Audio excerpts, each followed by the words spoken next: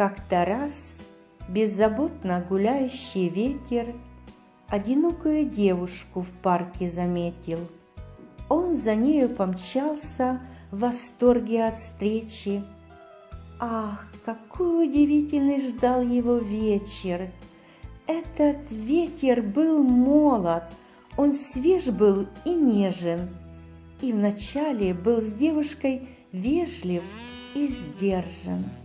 Еле слышно ей пел, обгоняя немного, подметал для нее аккуратно дорогу. Притворяясь, что вызван ее же движением, затевал в волосах озорное кружение. Но все ближе к ней льнул, очарованный ею, перед юностью нежной немного робея.